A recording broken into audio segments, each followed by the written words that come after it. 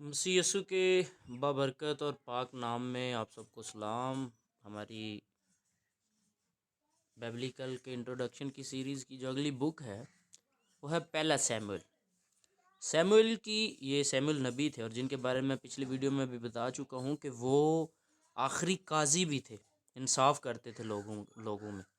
Samuel کی پہلی کتاب میں اس عبوری دور کے واقعات مرقوم ہیں جس میں اسرائیل سے قاضیوں کا نظام ختم ہو جاتا ہے، اسی لیے سیموئل آخری قاضی تھے، کیونکہ ان کے بعد کوئی بھی قاضی، کوئی بھی انصاف کرنے والا جج رہنما نہیں ہوتا،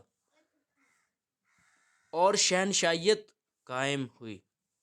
یعنی قاضیوں کا دور ختم ہوتا ہے اور لوگ ڈیمانڈ کرتے ہیں سیموئل سے کہ ہمارے لیے بھی بادشاہ مقرر کر، کیونکہ وہ ارد گرد کی جتنی بھی سلطنتیں تھیں جب انہیں دیکھتے ہیں تو وہ اس چیز کا اقرار اور ڈیمانڈ کرتے ہیں کہ ہمیں بادشاہ دیا جائے، ٹھیک ہے۔ جو بات سیموئل کو بہت بری لگتی ہے، اور خدا کو بھی یہ بات اچھی نہیں لگتی، کیونکہ سیموئل بھی کہتا تھا کہ بادشاہ جو ہے وہ خدا ہی ہے، ٹھیک ہے، لیکن خدا سیموئل کو کہتا ہے کہ ہاں ان کے لیے بادشاہ کا انتظام، بادشاہی نظام کی انہیں اجازت دی جائے۔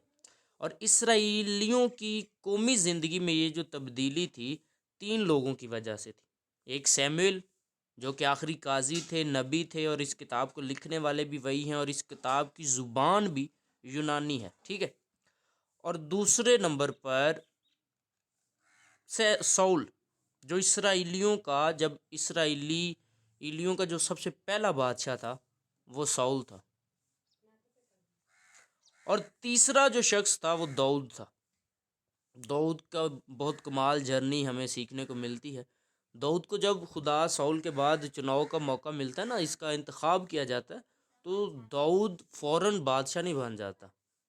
15 سال تک یہ بیچارہ سول سے چھپتا بچاتا، اپنی نظریں بچاتا